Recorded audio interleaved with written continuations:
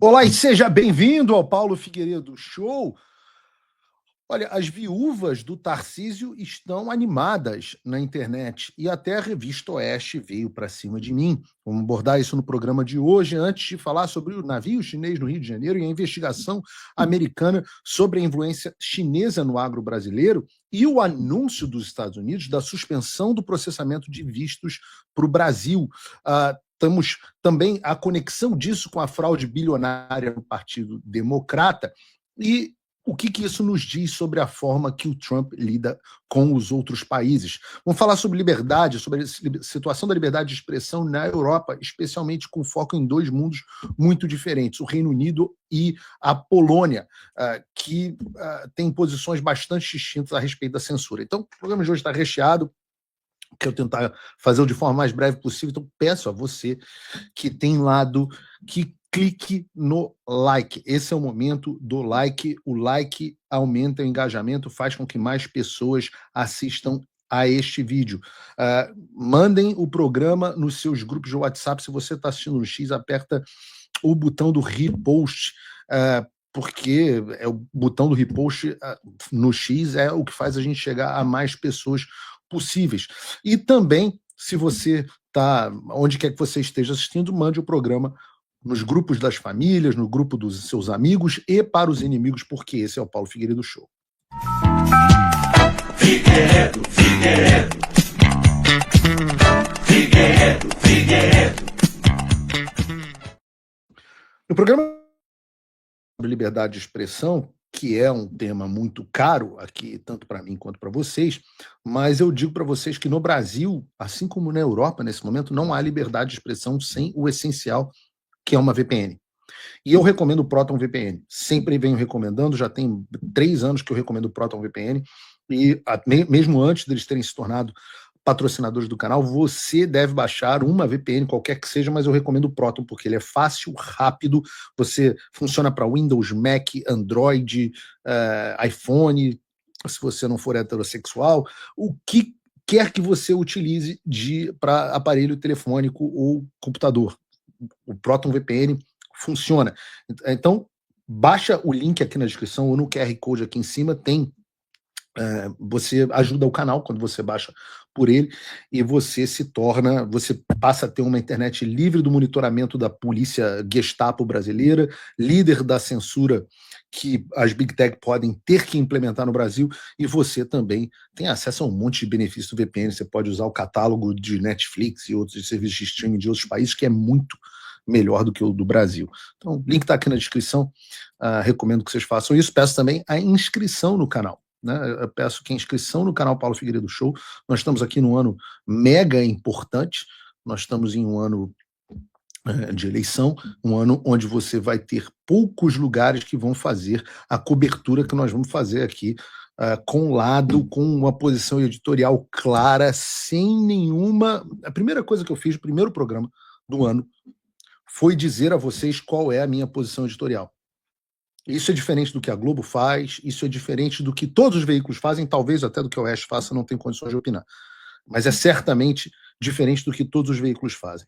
A minha posição é: Paulo Figueiredo quer Flávio Bolsonaro presidente do Brasil. Ele considera que o Flávio Bolsonaro é o grande representante do movimento nacional populista, que é o movimento que eu acho adequado para esse momento de mundo. Pode não ser o adequado para daqui a 10 anos, mas para esse momento de mundo e Flávio Bolsonaro é o homem certo para esse momento. Então, todas as notícias que vão ser comentadas, dadas aqui, mas comentadas, noticiadas e comentadas aqui no programa, serão feitas sob essa ótica. E você sabe disso. Você não sabe qual é a opinião da, sei lá, Andresa Matais, não sabe qual é a posição dela, não sabe qual é a posição do veículo dela, você não sabe a posição da, sei lá, Malu Gaspar no Globo, mas você sabe qual é a opinião do Paulo Figueiredo. Então, isso é honestidade editorial com vocês.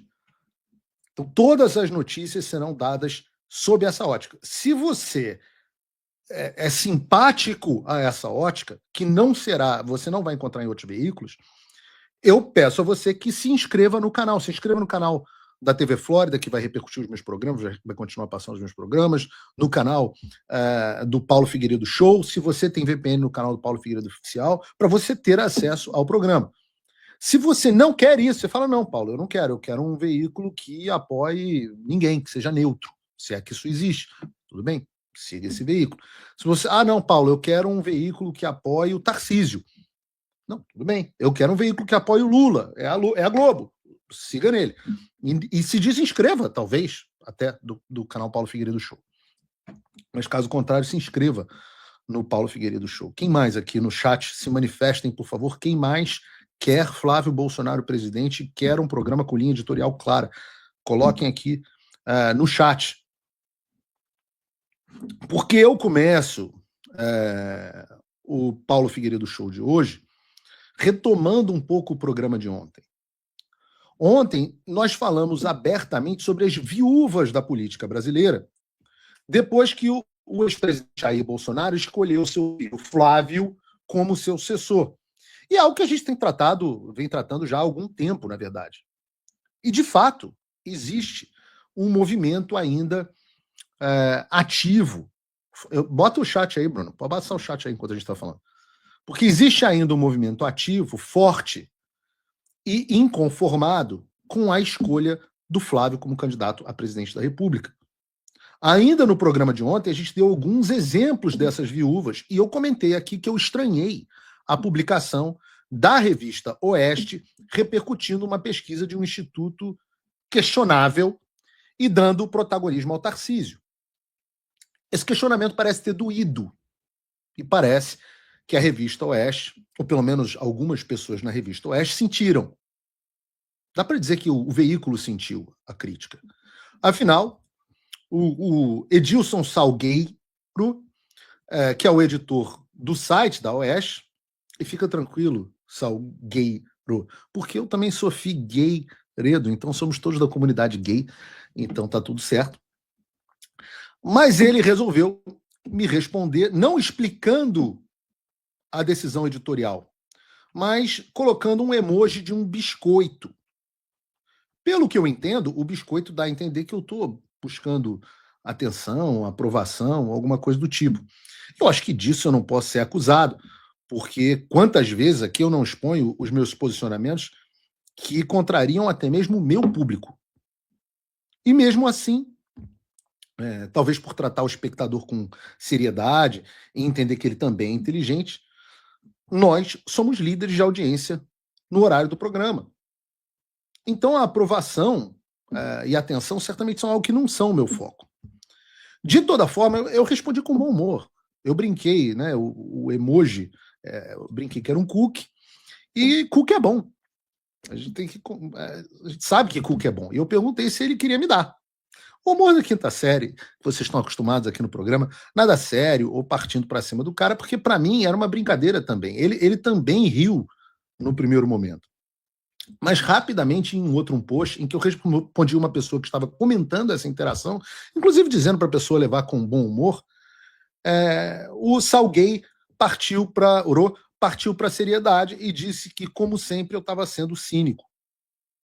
Daí é algo esquisito, porque foi da provocação mútua, bem-humorada, que eu estava levando na esportiva para uma ofensa gratuita, rapidinho, né? Cínico. A resposta dele para isso é que eu não estava apenas criticando, mas inflamando os meus seguidores contra ele e os seus colegas.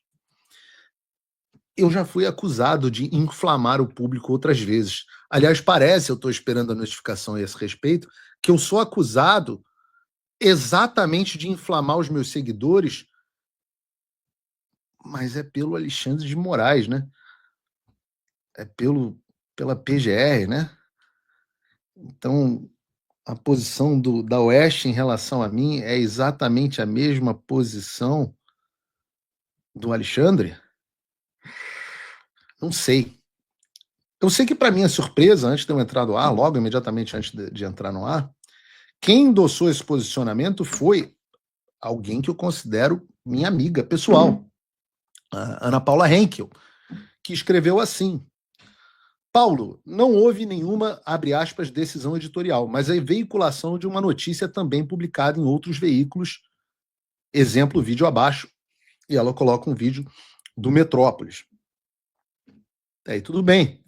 Há opiniões firmes contra a atual tirania e pelo Brasil em todos os nossos programas no YouTube que você não tem tempo de assistir. De fato, não tem nem tempo nem saco.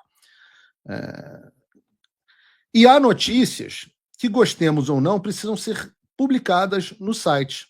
Seguimos na mesma linha desde março de 2020. E você, aí vem uma parte interessante. E você sabe disso, mas insiste em alimentar falácias.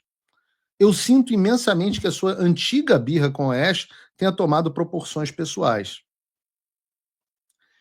E eu respondo a isso, ainda não respondi na internet, mas vou responder aqui no programa, antes de republicar no X, que obviamente eu estranho receber essa mensagem, mas eu acho que os pontos precisam ser rebatidos. Primeiro, é um erro dizer que não houve decisão editorial. Há um erro, no mínimo, conceitual aqui. Eu acho que a Ana não está acostumada com os conceitos do jornalismo, então vale explicar. Porque a simples escolha de publicar ou não publicar uma notícia já é, por definição, uma decisão editorial. Afinal, nenhum veículo publica tudo o que acontece, e sim publica o que considera relevante para o seu público. Na verdade, o veículo publica aquilo que ele decide agendar. Daí vem o termo jornalístico de agenda setting. É a decisão do que publicar e como publicar faz parte, por definição, do que se chama de decisão editorial. E você pode discutir legitimamente a relevância para o leitor da Oeste de uma pesquisa encomendada por alguém que chama o Bolsonaro de fascista e conduzida por um instituto sem nenhum histórico ligado ao Fernando Henrique Cardoso. Será que isso é relevante para o leitor da Oeste? Será que isso vale ser publicado como algo legítimo, sem nenhum aviso? Não sei. E o nome disso é decisão editorial. Mas no caso concreto, a divulgação ocorre em um contexto que a Oeste conhece muito bem e que a gente vai tratar no programa de hoje, que é a tentativa explícita de um grupo de substituir a candidatura do Flávio Bolsonaro por Tarcísio. E ainda assim, a Oeste optou por publicar, dando ênfase, eu não sei se tem a foto aí, na produção tá na agulha, mas dando ênfase justamente ao Tarcísio.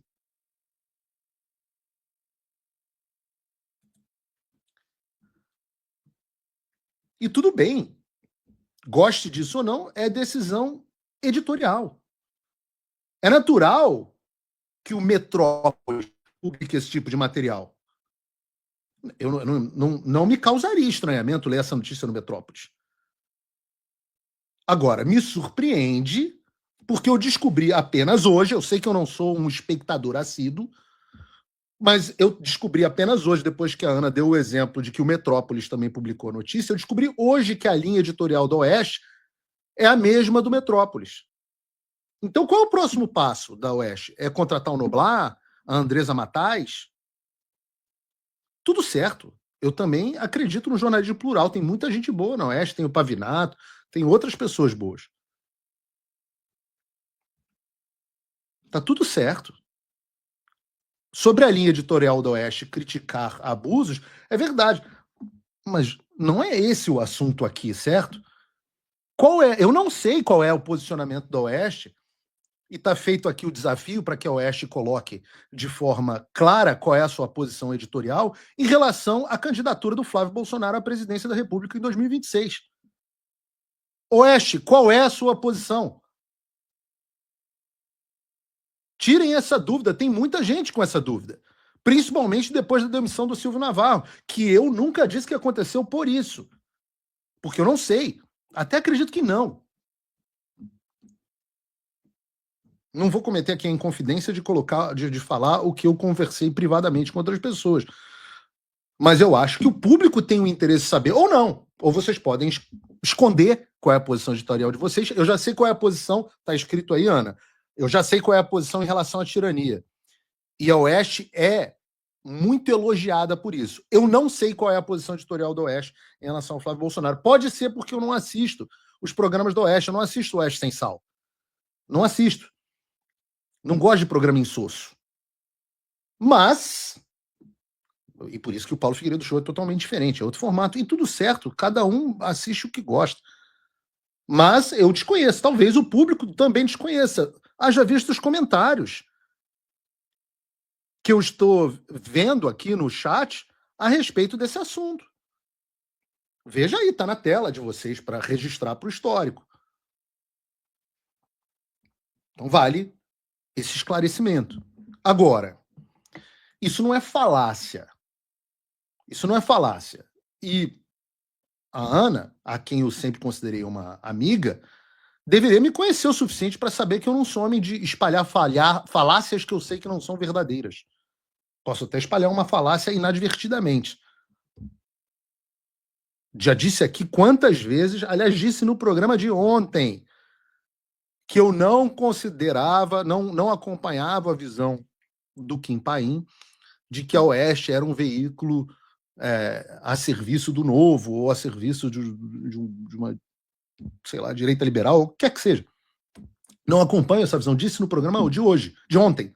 E por isso não dá para me acusar de ser homem que espalha falácias, nem mesmo inadvertidamente. E também não sou homem de birra. E você, Ana, para você deveria saber disso.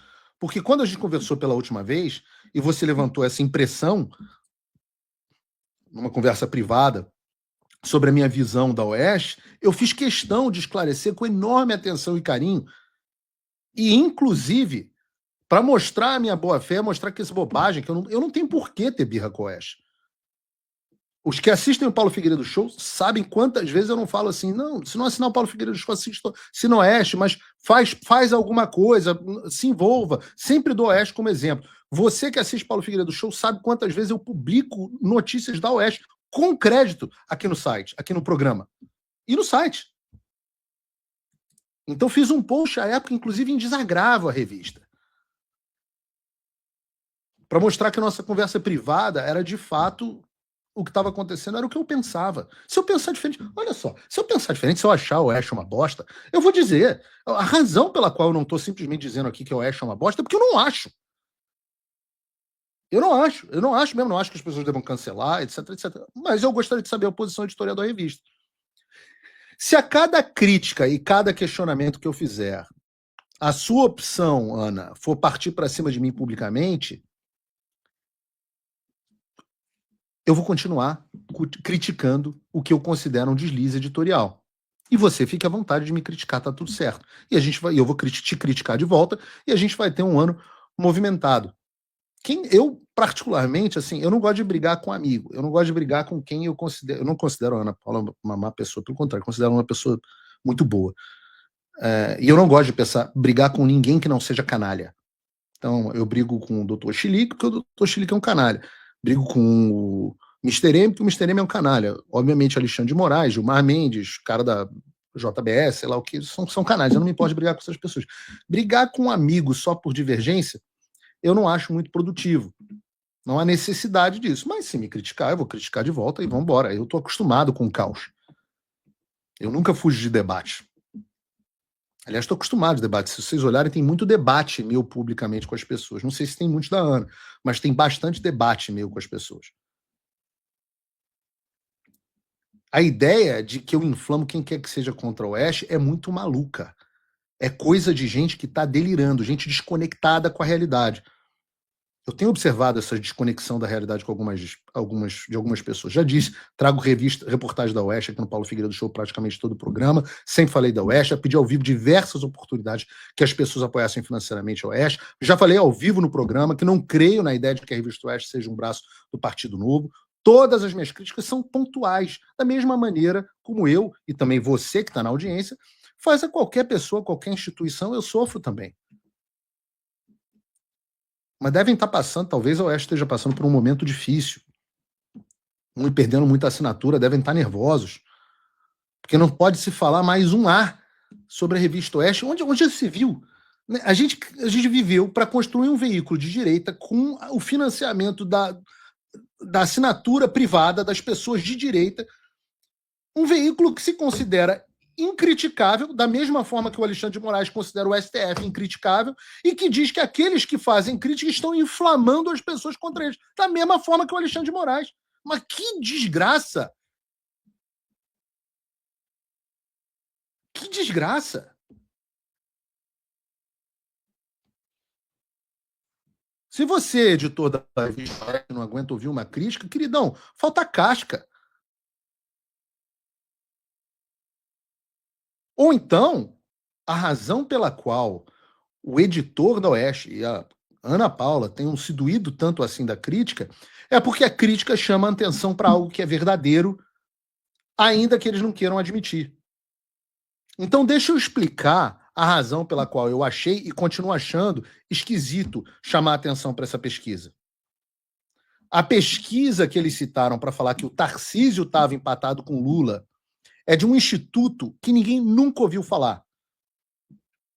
A CEO desse instituto é uma mulher chamada Cila Schumann, que além de ter trabalhado para o Fernando Henrique Cardoso, foi também secretária de comunicação durante o governo do Roberto Requião, que é o candidato do PT ao governo do Paraná nas últimas eleições. Não somente isso, como a pesquisa foi encomendada pelo Canal Meio, que é de ninguém menos do que Pedro Doria. Pedro Doria, pô, se vocês não sabem quem é Pedro Doria, que sorte de vocês. Mas eu vou ter que dizer, Pedro Doria é um jornalista esquerdista do pior nível, autor de obras mundialmente desconhecidas, como Fascismo à Brasileira, como o integralismo, o maior movimento de extrema-direita da história do país, se formou e o que ele ilumina sobre o Bolsonaro. Não tem a capa do livro para as pessoas não perderem a oportunidade de não comprar? O dono do instituto que encomendou a pesquisa acha que o bolsonarismo é um movimento fascista. E ele fala isso explicitamente sobre o Bolsonaro. Não acreditem em mim, ouçam vocês mesmos. Curiosamente, uma situação, desculpa, está todo mundo cortando, inclusive, você me perdoe. Mas é que o que a Cila falou me lembra muito uma crítica consistente que o Chuck Todd, que é um dos analistas americanos que eu gosto mais, tem feito ao Partido Democrata. O Partido Democrata nos Estados Unidos não parece ter uma proposta que não ser anti-Trump. Não parece ter uma visão conjuntural, uma coisa. E me parece que virando o espelho, é um pouco a situação da direita brasileira, né? A direita brasileira só sabe fazer um discurso de vamos tirar o Lula. Mas não tem qualquer visão unificada de... Porque, veja, eu estou entre os que classificam o Bolsonaro como fascista, tá? Eu só estou afirmando isso para as pessoas entenderem de onde que eu venho quando eu falo. O Bolsonaro tinha uma visão de Brasil. Uma visão super reacionária, mas ele tinha uma ideia de um Brasil ideal. Ele projetava para frente um Brasil. A direita parece não saber que Brasil é esse que ela imagina que vai deixar após um governo de 4 anos. O Bolsonaro tinha muito claramente uma visão de Brasil. O Lula tem uma visão de Brasil. A gente não tem uma direita com uma visão de Brasil nesse momento, né? Fernando Henrique tinha, né? Venceu o Lula 2 vezes. Exatamente. Esse vídeo não é antigo, não, gente. Esse vídeo, Bolsonaro fascista, reacionário e tal, esse é um vídeo deles comentando, é uma decisão editorial, é um vídeo deles comentando justamente a repercussão da pesquisa que colocou o Tarcísio empatado com Lula. Essa que a Oeste resolveu repercutir. O cara tem um livro falando sobre o bolsonarismo como movimento fascista, diz que acha que o Bolsonaro é um fascista. E, ironicamente, a pesquisa que ele encomenda desfavorece o candidato do Bolsonaro. Não merece um disclaimer para o leitor de direita que assina uma revista de direita? Não é decisão editorial publicar? Como é que você pode dar crédito ou repercutir essa pesquisa, meu Deus do céu? Não, é só publicar tudo. Claro, publica tudo. Tudo que acontece é publicar. Se publicar uma pesquisa do Instituto Patinha Lésbica, vai lá e publica o Instituto Patinha Lésbica como se fosse a pesquisa mais incrível do mundo. Me parece, então, que eu vou ter que mudar a minha postura editorial, e sem cinismo, meu amigo Edilson Salgueiro, porque me parece mesmo que a revista Oeste faz parte das viúvas do Tarcísio. Faz parte, parece. Talvez não. Eu já disse, como eu acompanho muito pouco, para além do site deles, das notícias que eu publico aqui, eu deixo para você que está me assistindo, que está aí no chat, o comentário sobre o que vocês acham. A Revista Oeste faz ou não faz parte das viúvas? E deixo o desafio aqui para a Revista Oeste mais uma vez. Qual é a minha posição editorial está clara. Qual é a posição editorial de vocês a respeito da candidatura do Flávio Bolsonaro? É capaz do Estadão e da Folha e do Globo terem uma postura editorial mais clara. E assim, aqui entre nós, a gente está falando de algo muito maior. Tá? Se os movimentos das viúvas se limitassem a Oeste, estava tudo de bom tamanho. Porém, hoje é dia de treta. Porque tem viúva muito mais perto de casa do que Oeste. Eu falo isso porque o mesmo Tarcísio, cuja última menção ao presidente Bolsonaro, cacete. Vamos de novo. Eu falo isso. Porque o mesmo Tarcísio, cuja última menção ao presidente Bolsonaro no X foi uma publicação do dia 22 de novembro de 2025. Ou seja, Tarcísio não fala sobre o Bolsonaro no X há mais de um mês. E o mesmo Tarcísio, até agora, deu um apoio muito tímido ao Flávio Bolsonaro. Porém, no dia que sai essa pesquisa repercutida pela Oeste, do Pedro Doria e do Instituto da menina do Fernando Henrique, ele resolveu publicar o seguinte vídeo. Atenção, propaganda eleitoral gratuita para você, Tarcísio. O que está aí envelheceu. Já não tem mais nada de novo e mais nada de moderno. E eu tenho certeza que o Brasil vai fazer a escolha correta. A gente está se limitando, se autocontendo, isso é uma bobagem. A gente tem uma energia gigante. E aí, são 3, 4 alavancas que a gente precisa mexer para explodir. Porque veja lá, o novo CEO vai chegar, né, e vai fazer uma reforma administrativa, vai diminuir o tamanho do Estado, vai voltar a fazer privatizações, vai economizar 3% do PIB, 3,5% do PIB. O que vai acontecer? Vai ser uma explosão de recursos vindo para cá, dinheiro para caramba, o câmbio vai apreciar, a inflação vai cair, né, a taxa de juros vai cair e a gente vai ter muito investimento. A gente vai deixar de ter acesso a um canalzinho de dinheiro aqui para ter acesso a uma avenida de dinheiro. E aí o Brasil vai dar certo. Fazendo a escolha correta, a gente vai mexer as alavancas corretas e esse Brasil vai explodir.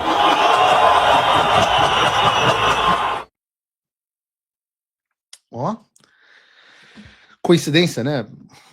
Mas se fosse o vídeo isolado, você poderia até ser inocente como eu, ou cínico, como diz o Salgueiro, e acreditar que uma coisa não tem nada a ver com a outra. Mas o Tarcísio, que sempre me falou que não queria ser candidato, que não iria concorrer à presidência, que estava fechado para a eleição em São Paulo, e eu sempre disse aqui no programa que eu sempre procurei acreditar nele, e disse privadamente também para as pessoas, e dizia para o Eduardo, inclusive, esse mesmo Tarcísio, no dia em que sai uma pesquisa que favorece ele, posta um vídeo de novembro do ano passado sobre o Brasil precisar de um novo CEO. Aliado a isso, nessa mesma postagem, nós temos um comentário da esposa do Tarcísio, dizendo o seguinte: nosso país precisa de um novo CEO, meu marido. Ou, meu marido. Não sei, não ficou claro para mim. Não sei se foi meu marido, o Brasil precisa de um novo CEO, ou se o novo CEO é o meu marido. Não sei. Se a gente fosse usar a gramática portuguesa e ela quisesse ser meu marido, ela teria ter botado 2 pontos. Pode ser falta de domínio da linguagem, pode ser coincidência, pode ser dúbio propositalmente. E aí você imagina que o Tarcísio tenha pedido para ela apagar a postagem, né? Não. O Tarcísio foi lá e curtiu, validou o comentário da esposa no post dele, diante de todas as críticas que ele já vem sofrendo sobre falta de apoio explícito ao Flávio. Falamos aqui como foi esquisito o apoio que ele deu ao Flávio. Então eu reconheço que a minha tese de que o Tarcísio não quer ser candidato a presidente está ficando difícil de defender. Porque não fala mais sobre o Bolsonaro, não diz que apoia o Flávio, no dia que sai uma pesquisa e coloca ele à frente, ele posta um vídeo falando que o Brasil precisa de um novo CEO, e a mulher dele vai lá, comenta isso, ele curte o comentário da mulher. Se eu dissesse que eu não estou de olhos abertos, eu estaria sofrendo da famosa síndrome do piu-piu, né? Eu acho que eu vi um gatinho. Eu acho que eu vi um gatinho. A gente está vendo o movimento político que está acontecendo. E não acaba por aí, porque dentre as pessoas chamadas de viúva, a quem se atribui o desejo de ver uma candidatura do Tarcísio, quem sabe até uma chapa Tarcísio-Michele, tem muita gente. E sempre vieram me dizer que a própria Michele Bolsonaro fazia parte desse grupo. Mas essa eu realmente nunca acreditei, nunca endossei essa ideia no nosso programa em lugar nenhum. Primeiro porque eu sempre gostei da Michele. Parece uma mulher forte, que sempre foi muito gentil comigo nas poucas interações que nós tivemos, não tem nada que a desabone. Segundo porque ela é mulher do presidente Bolsonaro, e eu tenho um grau de respeito muito grande a ela. E eu evito entrar nos temas pessoais, de casamento, o que é, as fofocas que as pessoas contam, não faz parte da minha vida, não faz parte do meu trabalho. Mas o fato... E outro motivo pelo qual eu evito falar muito sobre isso é porque as pessoas muitas vezes acham que o meu posicionamento a respeito dos assuntos tem a ver com o posicionamento do Eduardo Bolsonaro e do Flávio Bolsonaro. E não tem. Apesar de nós sermos muito amigos, eles são sempre muito reservados em tratar em qualquer coisa relacionada a Michele. Então, meu posicionamento é o meu posicionamento. Mas o fato é que, da mesma forma que eu estranhei a posição editorial da Revista Oeste, e eu acho que ainda sou permitido, pelo menos aqui nos Estados Unidos, estranhar posicionamentos, eu também estranhei bastante o posicionamento da primeira-dama Michele.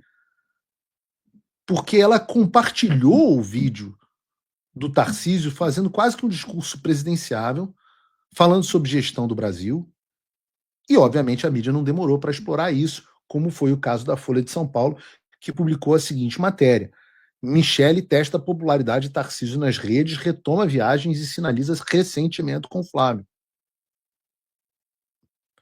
Não é possível que alguma pessoa que almeja ter um papel, nunca teve, mas almeja ter um papel na política, seja tão inocente de imaginar que a imprensa não vai explorar isso contra a campanha do enteado dela. Mas também teve o seguinte, o tal famigerado comentário da mulher do Tarcísio também foi curtido por ela. Eu digo a vocês, eu tenho que ser sincero, eu estranhei esse posicionamento e as pessoas nas redes sociais também estranharam esse posicionamento da Michele. E eu, como sempre, eu falo sempre, eu sou uma pessoa inocente. Então eu atribuo isso à falta de traquejo, ingenuidade política, porque eu me recuso a acreditar que ela esteja indo contra a vontade do presidente Bolsonaro para minar a candidatura do enteado. Tudo bem o Paulo ir contra, tudo bem a Oeste ir contra, mas a esposa ir contra no momento que o cara está preso, precisando de cuidado. Mas compartilhar o vídeo, eu não sei. Será que ela compartilhou? Eu não vi. A gente passou aqui no programa o vídeo do Carlos, ou os vídeos do Carlos falando sobre o estado de saúde do pai. Esse eu imagino que também tenham sido compartilhados. Ou não? Eu realmente não vi, não sei.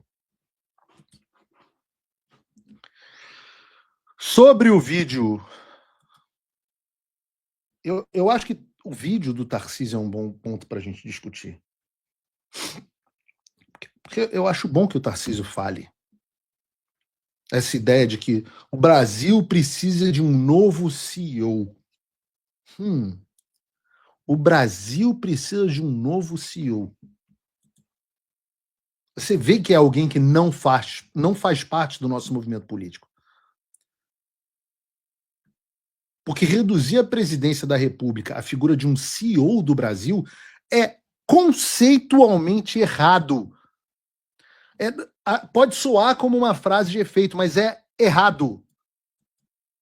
O presidente não nem pode ser um gestor orientado só por eficiência operacional, métricas, otimização de recursos. Ser presidente é muito mais que isso. Ser presidente é arbitrar conflito de valores. é preservar a continuidade histórica da nação, é garantir soberania, é garantir coesão social, é garantir legitimidade institucional e política. Um CEO, ele responde a acionista. Um presidente responde a um povo heterogêneo, a uma constituição e a uma tradição histórica. São funções estruturalmente distintas.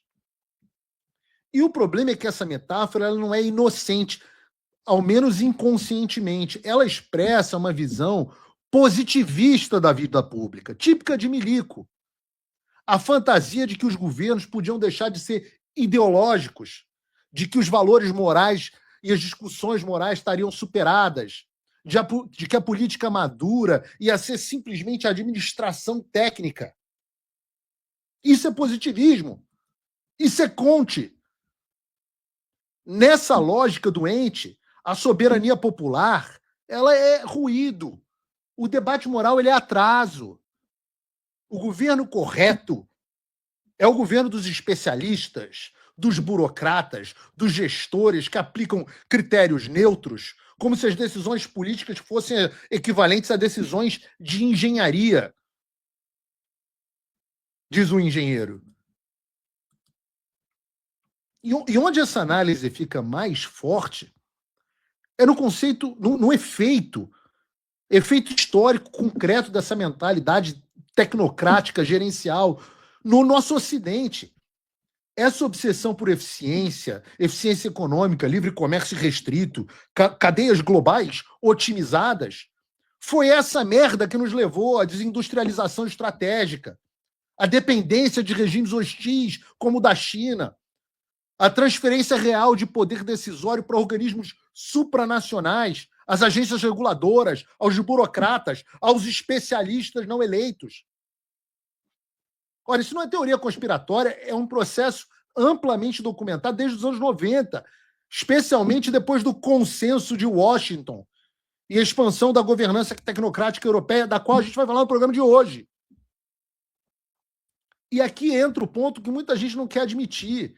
Esse positivismo administrativo casou perfeitamente com o neoliberalismo global. Em nome da eficiência e do mercado, se deslocou toda a produção para fora, dissolvemos a capacidade industrial estratégica dos países, dos Estados Unidos e do Brasil, e depois se construiu um aparato regulatório para gerir as consequências políticas e sociais dessa escolha.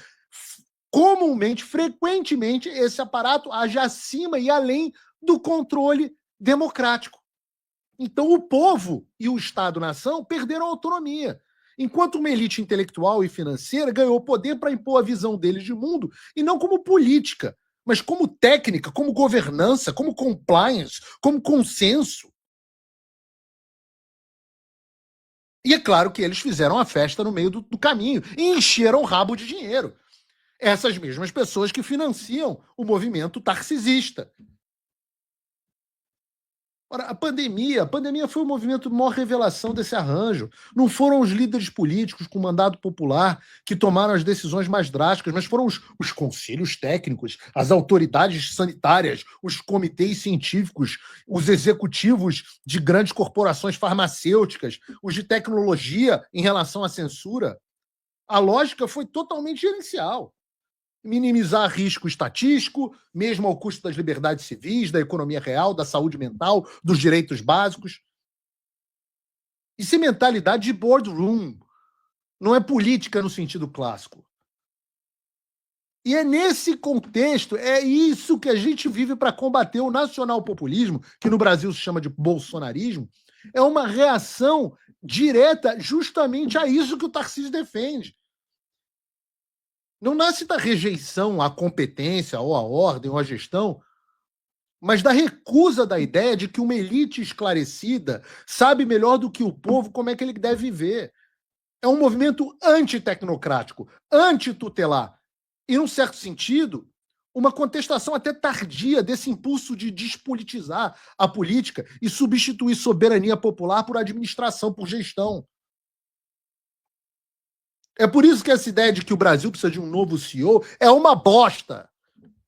Ela reduz uma nação a uma empresa e o governo a um método. E quando você faz isso, você já aceitou o erro central, que é trocar legitimidade por eficiência, valor por métrica, soberania por governança.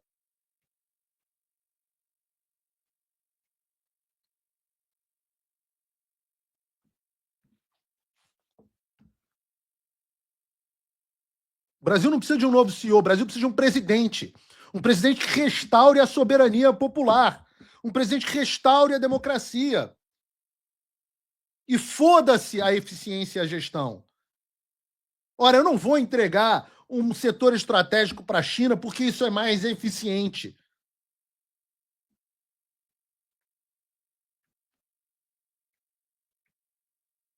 Eu não vou deixar de brigar contra aqueles que se apoderaram das instituições, porque isso traria consequências econômicas.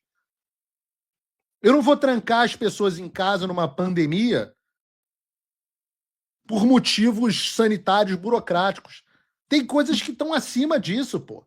Não para o CEO. Eu já fui CEO de empresa multimilionária. Minha formação, se vocês olharem aqui atrás, o meu painel com o meu currículo, eu fiz Harvard Business School, sou especialista em empreendedorismo pela Harvard Business School. Sei o que é gestão, mas não é isso que o Brasil precisa. O professor Olavo já falava essa merda, que falta que faz, professor. Cara, se o professor estivesse vendo uma bosta dessa de alguém dizendo que o Brasil precisa de um CEO, imagina o que ele estaria dizendo.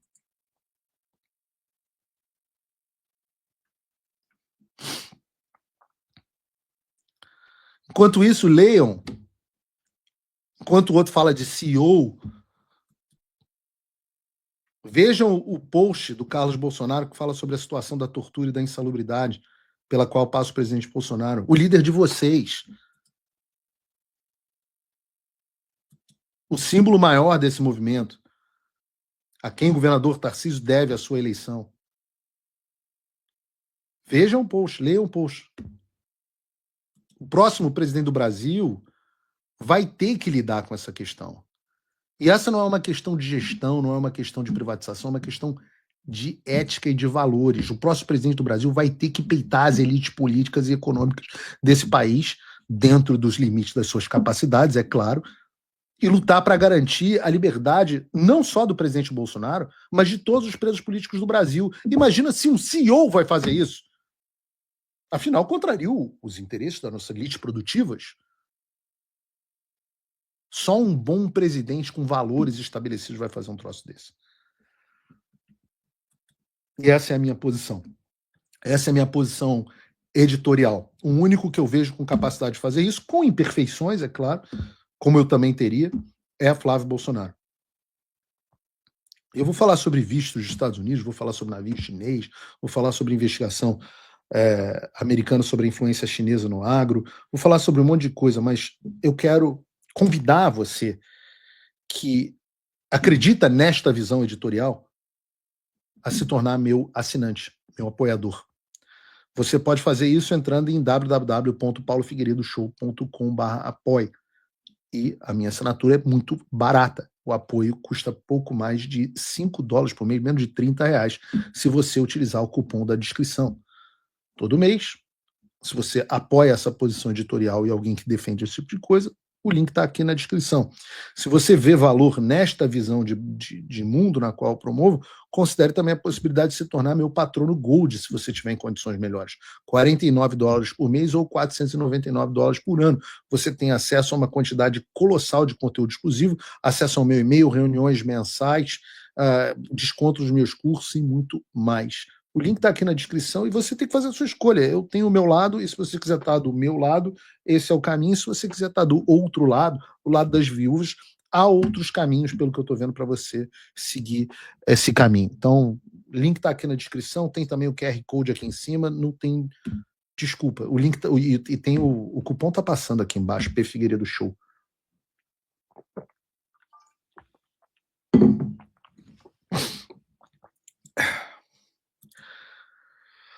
Ainda na pauta nacional, mas já também falando um pouco da internacional, eu queria trazer a vocês uma notícia que tornou até certa repercussão nos últimos dias.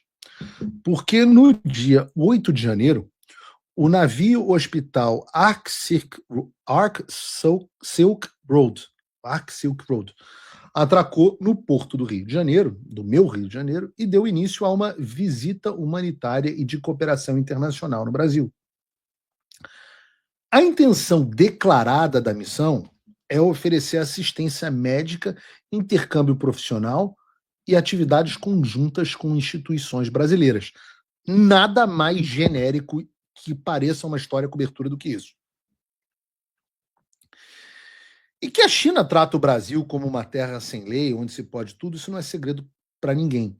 Então, por conta disso, o Conselho Regional de Medicina do Estado do Rio de Janeiro, o CREMERG, encaminhou um pedido de informações ao governo do Estado do Rio para apurar se os chineses que estão praticando medicina numa embarcação num porto brasileiro são ou não habilitados para fazê-los. E aí surgem várias perguntas também feitas pelo CREMERG. Esses caras estão ou não ofertando serviços médicos? Se estão, quem está sendo atendido? Eles estão autorizados e habilitados a exercer medicina no Brasil? Deixa eu contar um negócio para vocês. Eu conheço razoavelmente bem a China. Quando você vai à China, você vai em qualquer farmácia, sei lá, vai numa drogaria Pacheco da China, você vai ter lá os remédios ocidentais e tal, os remédios da medicina tradicional. Você tem um balcão que é só da medicina tradicional chinesa. E aí, meu irmão, pé de morcego, lagarta, meu irmão, tudo parece um negócio de bruxaria.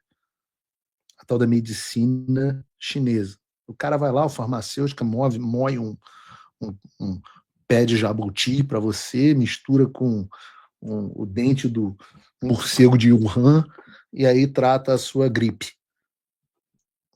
Porra, é um negócio horroroso. Pelo menos segundo a Secretaria de Saúde, eu não tenho nada para fazer intercâmbio com esses caras, né? Mas, segundo a Secretaria de Saúde do Rio, não está havendo atendimento médico no navio. E a visita é meramente diplomática. Só que o propósito oficial da missão é oferecer, dentre outras coisas, assistência médica. E aí eu fico perguntando, quem que está falando a verdade? E essa é uma discussão importante porque o grau da influência da China sobre o Brasil tem crescido e crescido muito.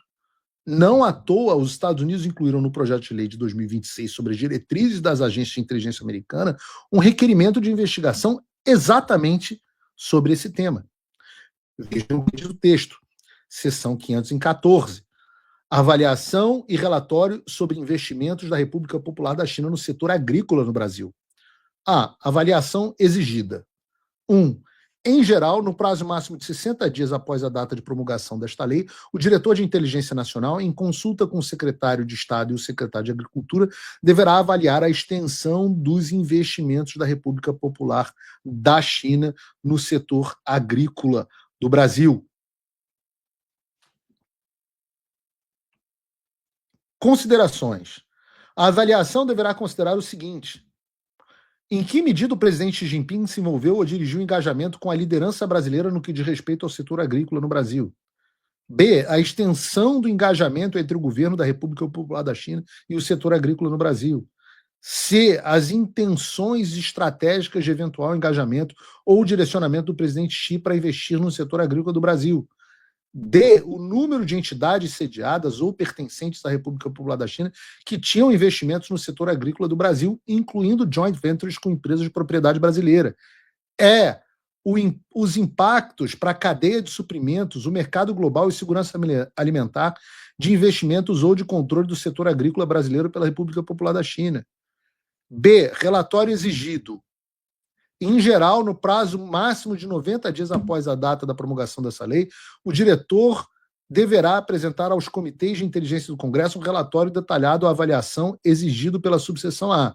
2. Forma. O relatório exigido pelo parágrafo 1 deve ser apresentado em forma não classificada, ou seja, pública, podendo incluir um anexo classificado. Interessante, porque se a gente tiver acesso, a gente vai saber o tamanho da extensão que a China tem no setor agrícola brasileiro. C, definição de setor agrícola. Para os fins dessa seção, o setor agrícola significa qualquer infraestrutura física, produção de energia ou terra associada à produção de culturas agrícolas. Então, dentro dos próximos meses, a gente deve ter uma avaliação oficial dos Estados Unidos sobre esse investimento da China no agro brasileiro. Quais são as intenções da China ao investir nesse setor? Quais são as empresas chinesas que investem no agro brasileiro? E quais são os impactos disso para o mercado global e para os Estados Unidos? Então, não pensem que os próximos meses vão ser de inação e passividade. Muito pelo contrário, tem muita coisa acontecendo e possibilidade de exercer pressão.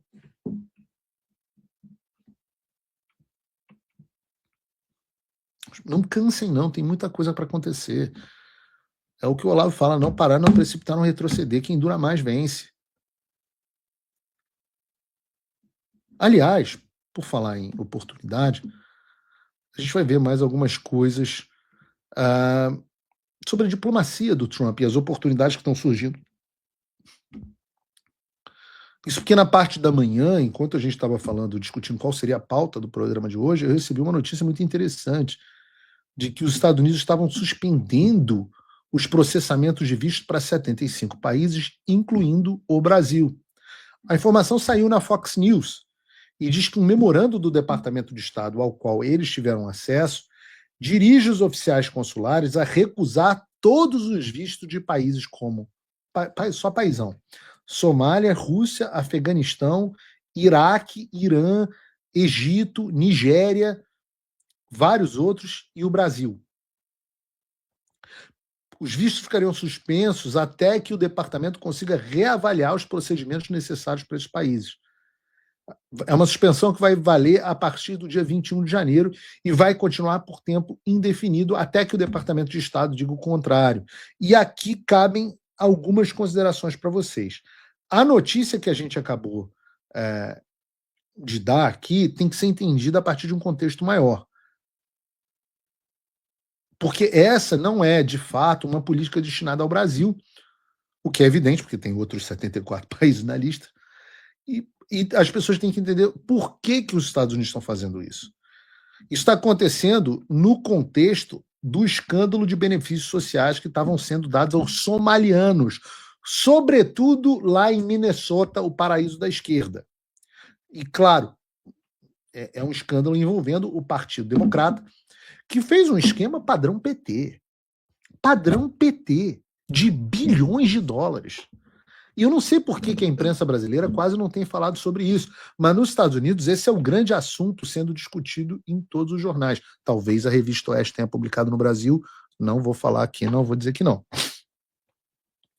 Mas em resumo, o estado do Minnesota tinha um programa cujo objetivo era manter crianças devidamente alimentadas durante a pandemia. E a esquerda é sempre assim, né? Ela vem de uma boa intenção.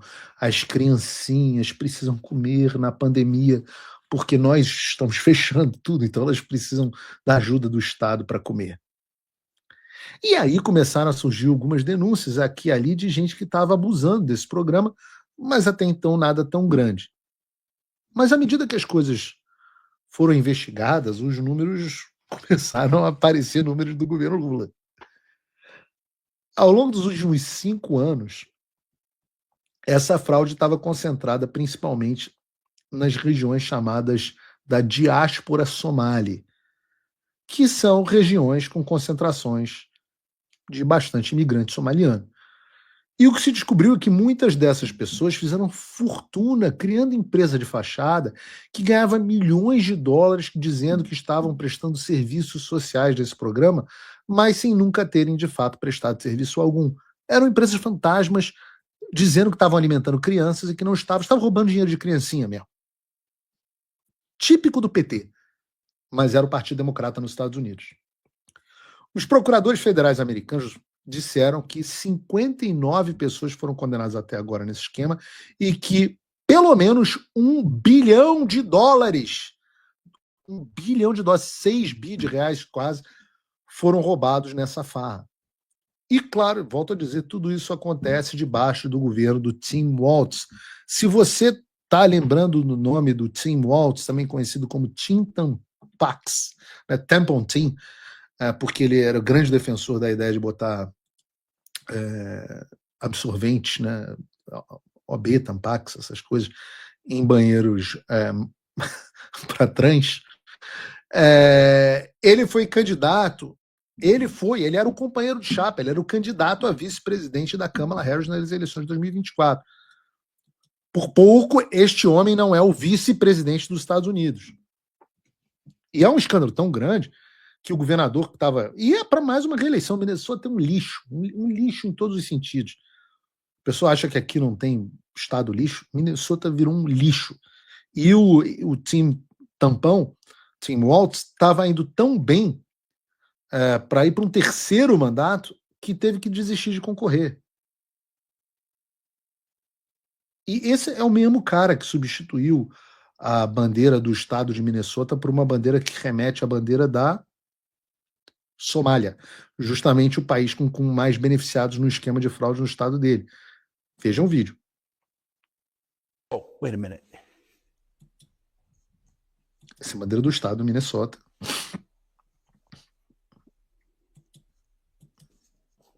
E ele substitui. Que coisa linda. There, that's Que better. coisa. Melhorou, né? Que coincidência. Veja, a nova esquerda, nova bandeira. Bota aí o vídeo. Whoa, wait a minute. Vou botar aqui no final. Bota no final aí pra mim, Bruno, que eu não consigo. There, that's Isso. better. Essa bandeira à esquerda, a nova bandeira do Minnesota que o Tim Walz aprovou, e a bandeira da Somália, que é justamente onde estavam tendo os roubos. E essa revisão do Trump, voltando à questão dos vistos, essa revisão do Trump na questão dos vistos, vem dessa tensão imigratória que foi causada nos Estados Unidos por conta do escândalo envolvendo os somalianos. E o Trump está deportando imigrantes para cacete, e ao mesmo tempo que o tráfico e criminalidade desabaram, homicídios nos Estados Unidos caíram 20% esse ano, a maior queda da história. O número de overdoses nos Estados Unidos teve uma queda também de mais de 20%, pela primeira vez na história houve queda. Os cruzamentos ilegais de fronteira praticamente acabaram. E qual o problema? O problema é que isso está matando a galinha dos ovos de ouro do Partido Democrata. E a galinha dos ovos de ouro era o seguinte: os democratas tinham essa política de trazer o máximo de pessoas possível para os Estados Unidos, colocar essas pessoas em programas de auxílio do governo, e para isso tem duas razões. É eleitoral, que obviamente, ao longo prazo, essas pessoas vão acabar virando cidadãos americanos e alterando a demografia dos Estados Unidos. Essas pessoas eventualmente viram eleitores do Partido Democrata. Mas a financeira é que os caras estavam enchendo o bolso de dinheiro em esquemas de corrupção com esses auxílios. E esse esquema foi descoberto, está sendo investigado, daí vem a ideia do Trump. Porque o cara da Somália não necessariamente cruzou a fronteira, ele foi recebido, e muitas vezes com TPS, com o status temporário, proteção de status temporário. Eu, particularmente, acho que essa questão da suspensão dos processos de visto não vai durar muito. Você que é cliente da Imigrex, você está querendo contratar a Imigrex, inclusive, digo a você, não se preocupe. Primeiro que a gente não sabe a extensão, se isso vai ser só para quem representa um risco de public charge, ou seja, alguém que representa um risco de depender dos Estados Unidos, o que não valeria para EB1, EB2, é para a maior parte dos vistos. Segundo, que se você começar o seu processo agora, isso é só para visto, não impede a avaliação dos I-140. Então, você começar o seu processo migratório agora, você só vai lidar com visto daqui a, sei lá, 1 ano, 2 anos. Então, não se preocupe com isso, que até lá eu acho que esse troço já caiu. O Trump, e eu não sei, de novo, não sei a extensão, porque o Trump faz isso, cria um choque imediato para destruir uma estrutura vigente e as coisas voltam de forma mais ordenada. Então, eu acho que a América vai continuar de braços abertos para você, imigrante qualificado. Mas me chama a atenção também a lista dos países nos quais o Brasil está junto. Essa proibição de visto, ela mostra qual é a imagem que o Brasil tem de fato junto à diplomacia americana. Sem ruídos, sem elogios do Trump. Como os americanos enxergam o Brasil? Ora, eles colocaram o Brasil no mesmo grupo de Rússia, China, Irã, Somália, Nigéria. Não importa o que o Trump diga para o Lula. Essa é a forma como os Estados Unidos classificaram o Brasil. Vocês acham que a Argentina do Milei está nesse grupo? Eu não vi a lista dos 75 países, mas eu me surpreenderia, sim. O que me leva ao segundo ponto, que é o Trump pode xingar hoje, te elogiar amanhã e depois de amanhã te ferrar. Tudo de acordo com a conveniência imediata dele. É assim que o Trump faz as coisas. Um bom exemplo é o Gustavo Petro, o presidente da Colômbia. Ao longo de 2025, o Petro e o Trump tiveram vários embates, com o Petro chamando o Trump de fascista, comparando as políticas migratórias dele com Hitler, dizendo que ele não iria afinar para o Trump, que ele não iria aceitar os aviões deportados que os Estados Unidos estavam enviando de volta para a Colômbia, denunciou a operação dos Estados Unidos que capturou Maduro, falou grosso pra caramba. O Trump respondeu enviando os aviões deportados da mesma forma, obrigou a Colômbia a aceitar, aplicou sanções contra o Gustavo Petro e, mais recentemente, disse que a Colômbia podia ser o próximo alvo depois da operação na Venezuela, que é arcar o Petro de lá, em outras palavras. Nos últimos dias, no entanto, no auge do sucesso da operação militar americana que capturou Maduro, o Trump e o Petro se falaram no telefone. Parece que foi o Trump que ligou para o Petro. Eles conversaram e ele saiu da ligação dizendo que tiveram uma conversa histórica. O Petro, por sua vez, postou algumas imagens do X. E vejam o que é que o Macho Man Petro, o homem que iria peitar o Donald Trump, postou depois da reunião. Uma águia, o símbolo dos Estados Unidos, e uma onça, o símbolo da Colômbia, agarradinhas. Isso, meus amigos, é a diplomacia Trump. O mesmo aconteceu na Venezuela. Muita gente criticou a opção do Trump por manter Delcy Rodrigues no poder, mas a verdade é que muita coisa já começou a mudar já na Venezuela. Ontem a gente trouxe as notícias de que os presos políticos foram libertados, inclusive os americanos. Hoje nós temos mais duas notícias. A primeira é de que os Estados Unidos confirmaram que a Venezuela já começou a soltar cidadãos americanos que estavam presos, ou seja, já se concretizou. E a segunda é que a Venezuela já duravam, aí, Alexandre de Moraes, mais de um ano sobre o funcionamento do X no país. Ou seja, mais venezuelanos com acesso à informação e com liberdade para se expressar nas redes sociais. E isso é ganho real. Muita gente ainda tem dificuldade de entender como o Trump lida com a política, e ele funciona assim, com incentivo, com afago e porrada o tempo inteiro. Isso, na história americana, é conhecido como a política do Big Stick, na sua melhor representação. O presidente Teddy Roosevelt, que eu sempre digo aqui, que talvez seja o meu presidente predileto dos Estados Unidos, né, falava talk softly but carry a big stick, né, ou seja, fale suavemente, gentilmente, mas carregue um grande porrete. O Trump te elogia e carrega um grande porrete. Ele bota e tira a mão o tempo inteiro. Ele aplica pressão, ele tira pressão. Ele chama para negociar, ele ameaça. Ele fecha o acordo. O Petro foi de falar grosso com ele para postar meme bonitinho no X. O Trump bota o cara para falar fino, depois estende a mão para a pessoa e fecha a negociação. A ideia de que o Trump e o Petro podem, inclusive o Trump e o Petro, podem até se encontrar pessoalmente na Casa Branca nos próximos meses, que é o mesmo que ele está prometendo com o Lula, algo que era impensável há pouco tempo. E a moral da história é que o Trump não tem nenhuma questão pessoal, não toma ofensa para si. Ele é absolutamente pragmático em relação aos interesses do momento. Se é bom para ele, ou para os Estados Unidos, ele negocia com Lula, com Petro, com Putin, com Xi Jinping, com quem quer que seja. E apesar de algumas pessoas interpretarem isso de maneira negativa, a verdade é que esse é um ponto que pesa muito em nosso favor. Aqueles que estão achando que o Lula e o Trump são os melhores amigos, eu sinto a dizer, mas se o interesse dos Estados Unidos em relação ao Brasil mudar, a relação muda também. O que hoje é uma forma, amanhã não é mais. O que hoje é improvável, amanhã já não é mais. Nós estamos trabalhando nisso, demonstrando os alinhamentos que o Brasil tem feito, ressaltando os últimos eventos, inclusive de política internacional, como o petróleo russo, as relações que o Brasil mantém com o Irã. Tudo isso à espera de uma oportunidade. Só faz gol quem está na área, meu amigo. Só faz gol quem está posicionado. Eu digo que quando a bola já chegar no nosso pé, quando a bola cair no nosso pé, a gente já vai estar embaixo da trave e vai empurrar para o gol. Foi assim que a gente conseguiu tudo até agora, contra Joesley Batista, contra o lobby da Fiesp. E é assim que a gente vai continuar agindo. E se você é simpático a essa ideia e acha que ela deve continuar, eu convido você a se tornar meu apoiador. Você pode fazê-lo entrando em www.paulofigueiredoshow.com/apoie. Lá você faz numa transação, precisa de um cartão internacional, um cartão de crédito normal seu, você vai fazer uma transação absolutamente segura para você e você vai, com a quantia de $5 por mês, se você quiser ser só apoiador, ou $499 por ano, se você quiser ser patrono Gold, se tornar meu assinante e apoiar o meu trabalho. Eu vou te dar uma penca de conteúdo exclusivo por conta disso. Tem um QR Code aqui em cima e eu convido você a fazer isso agora. Não espera não, senão você vai esquecer.